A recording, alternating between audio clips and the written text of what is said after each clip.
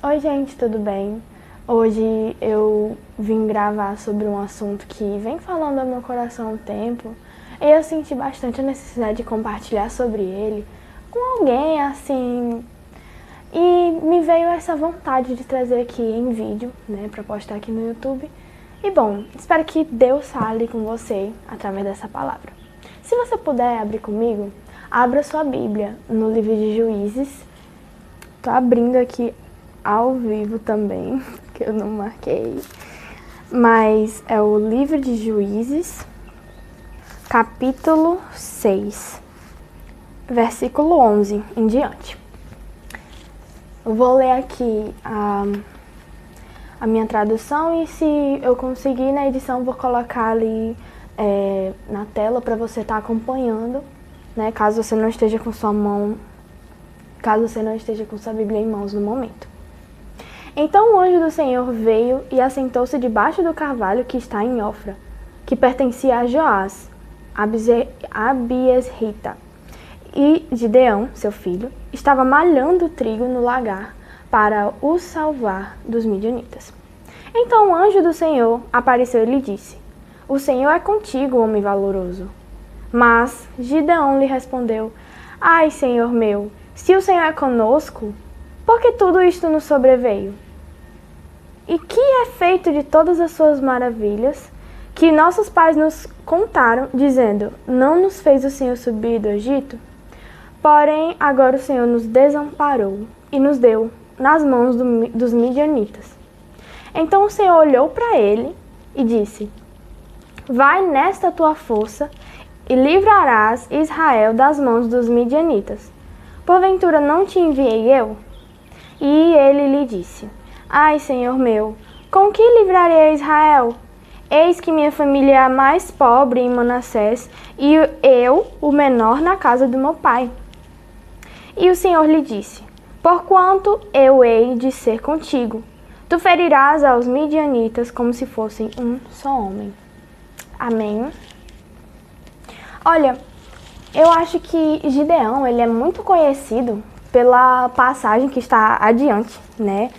Que é o capítulo 7. Aqueles hinos que contou sobre os 300 e tudo mais.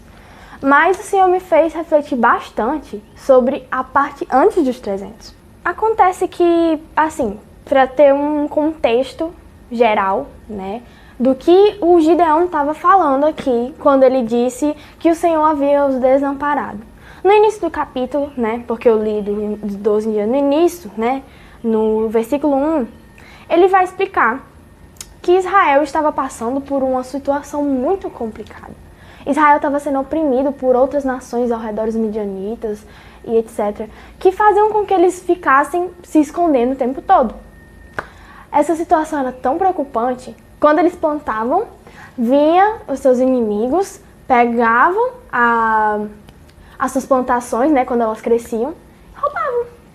Então, tudo que Israel plantava, vinha o inimigo e tragava. Ou seja, não sobrava nada para Israel. É por isso que Gideão estava malhando o trigo, onde se espremem as uvas, né, onde se fazem vinho, para que ninguém soubesse que ele estava malhando o trigo, para poder ver se ele conseguia um alimento. E eu acho muito interessante, porque Deus, ele queria usar Gideão no meio desse sofrimento que Israel estava passando. E muitas vezes Deus nos chama para situações assim como essa. É claro, nós não estamos numa situação exatamente igual a de Gideão, que a gente está passando, o Brasil está passando por alguma coisa assim forte como Israel estava passando nesse momento. Mas pensa nas almas que estão perdidas no meio desse mundo. E assim, isso é uma coisa muito forte, que a gente deixa muitas vezes de pregar a palavra, de entregar mesmo que seja só uma frase que venha consolar uma alma desamparada, a gente deixa de fazer isso por vergonha, por medo e por se achar incapaz. Assim como Gideão falou aqui no versículo 15. Ai, Senhor meu, com que livrarei Israel? Mas Gideão só viu as maravilhas de Deus. Só viu os 300 derrotarem aquele grande exército, porque ele obedeceu ao Senhor. O Senhor, Ele não contou no início o que é que ia acontecer lá na frente. Ele disse, eu estou contigo. E muitas vezes, a gente mesmo ouvindo Deus nos falar, eu estou contigo, a gente deixa que o nosso medo fale mais alto. E por causa do nosso medo, a gente deixa de fazer as obras que o Senhor tem preparado para nossas vidas. Que essas obras não são para a gente, não são para a nossa glória, mas para a glória dele. E nessa passagem, eu percebi que tem muita relação exatamente com essa questão de que a gente deixa muitas vezes de fazer a obra. Ou você acha que pregar a palavra é somente num púlpito com microfone? Muitas vezes pregar a palavra é você dar um conselho amigo a uma pessoa que está precisando. Aquela pessoa que está passando por uma situação difícil e você sabe, pregar Deus para ela vai ser consolada, ela vai ter um consolo. Por que você não faz isso? E a gente tem uma mania muito ruim de colocar defeitos em tudo, obstáculos, pedras no caminho que nós mesmos colocamos e desistimos de ir por causa desses obstáculos que a gente mesmo colocou. Assim como Gideão fez aqui, ele falou, a minha família é a mais pobre em Manassés e eu o menor da casa de meu pai. Deus, olha, eu sou o menor, como é que eu vou fazer alguma coisa? Assim também, tem aquela história lá que você conhece muito bem, de Moisés, que ele falou algo parecido. Como é que eu vou falar se eu não sei falar? Eu não tenho habilidade na fala. Como é que eu vou falar, Senhor? Como é que eu vou falar com o faraó? Mas Deus, Ele nos convida a ir. Se Deus está te chamando para uma coisa, é porque Ele sabe que você é apto para aquilo. Não porque você tem mérito. Não. Mas porque Ele é Deus. Ele nos capacita. É Ele quem nos dá o discernimento. É Ele quem coloca as palavras na nossa boca. É Ele que nos dá a estratégia. É Ele que nos dá a palavra. Sem Ele, nós não somos nada. E não tem o porquê a gente ficar dependendo das nossas falhas para dizer sim ou não para uma obra que o Senhor tem nos chamado. Porque se Deus nos chamou, o nosso dever e obrigação é obedecer. Mesmo que pareça um tiro no escuro. Mesmo que pareça uma situação que, meu Deus, não tem como fazer isso. Eu tenho vergonha. Senhor, você não vê que eu tenho vergonha. Senhor, você não vê que eu não sei o que falar. Então você vai dobrar os seus joelhos e vai orar a Deus. Dizer, Senhor, eu vou, mas eu preciso da tua ajuda. Porque sem ti eu não sou nada. E é essa posição que devemos tomar. É essa. Não é de colocar empecilhos na frente do que a gente precisa fazer. Não, a gente precisa tomar a posição de obedecer. Porque Gideão, ele colocou aqui, né? Deus, ele foi muito paciente com Gideão. Porque Gideão começou a colocar empecilhos e dizer até que Deus os desamparou. Mal sabia ele que era Deus querendo resgatar Israel da situação que eles estavam. E aqui, mais pra frente, a gente vai ver Deus realizando uma obra, um milagre, que até os dias atuais é lembrada. Talvez Deus esteja te chamando para uma coisa que você pense que é impossível você fazer, que é uma coisa que é muito difícil, que você não é capaz. Fulano pode fazer melhor do que eu. Me chamaram para pregar e eu simplesmente não sei o que trazer. Eu tenho vergonha, não sei como pregar. Aí você dobra o seu joelho e pede a Deus em oração. Senhor, eu quero. Senhor, eu desejo fazer a tua ordem, eu desejo cumprir o teu chamado. Mas sem ti eu não sou nada. Então vem, Senhor, nesse momento e me capacita. Porque eu não sou capacitada para nada, mas é Deus quem nos capacita. É Deus quem nos dá sabedoria. É o Espírito Santo que nos conduz para o caminho certo. E sem Ele nós não somos nada. Mas se Ele nos chamou, é porque Ele tem uma coisa. Ele quer fazer uma coisa, Ele quer que o nome dele seja glorificado através das nossas vidas. Talvez você seja a resposta de oração para alguém. E você está colocando um empecilho numa obra que Deus está chamando você para fazer.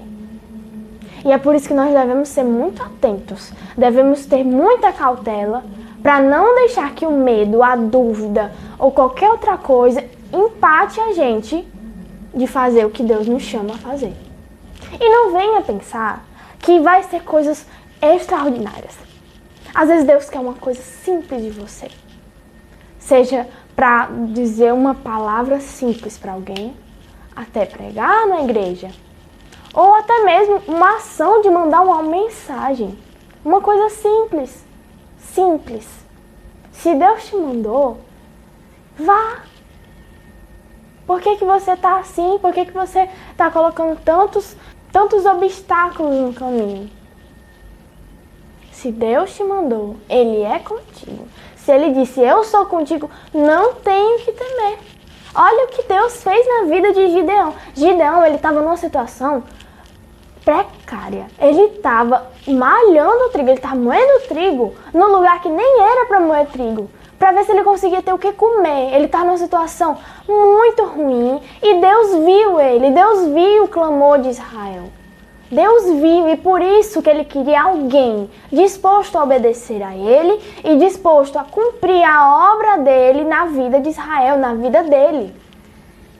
Gideão cumpriu porque ele obedeceu, apesar de no início ele ter aquele problema, ele colocar um empecilho.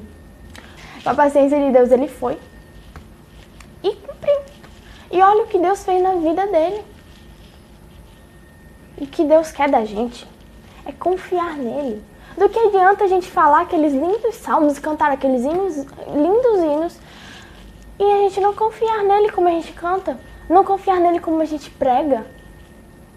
A Bíblia vai dizer que os que esperam no Senhor, novas forças obterão. Os que confiam no Senhor são como águias. Mas eu tenho certeza que a Bíblia nos convida constantemente a confiar no nosso Deus, no nosso Pai. Então, não há motivos para nós termos medo de algo que Deus nos chamou. Não há. Nós devemos aprender constantemente, diariamente, a confiar nele. Porque Ele é o conhecedor de todas as coisas. Ele é dono do tempo. Ele sabe muito mais do que a gente o que é melhor ou não pra gente. Então, por que a gente coloca coisa, empecilho, onde não tem? Então, foi isso. Essa foi a palavra que eu quis trazer.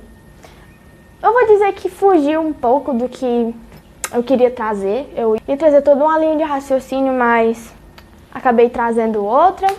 Mas Deus sabe de todas as coisas. E eu espero muito que essa palavra venha falar ao seu coração. Que essa palavra venha trazer uma iluminação ao seu coração. E peço, mais uma vez, que se você está com uma dúvida, se você está com medo de alguma coisa, ore. Não busque soluções em você mesmo ou em outras pessoas. Busque a Deus. Deus lhe chamou para fazer algo, mas você tem medo? Busque a Ele. Diga, Senhor, eu estou com medo. Senhor, eu não estou confiando em mim. Mas se o Senhor me mandou, eu sei que o Senhor tem algo para a minha vida. Então, Senhor, me capacita, faça essa oração. Ore a Deus, porque é só Ele quem pode lhe capacitar para fazer isso que o Senhor quer que você faça. Para fazer isso que o Senhor mandou você fazer, que lhe chamou para fazer. Então é isso, gente. Eu espero que essa palavra tenha sido boa para os seus corações. E fiquem com Deus. E é isso. Tchau.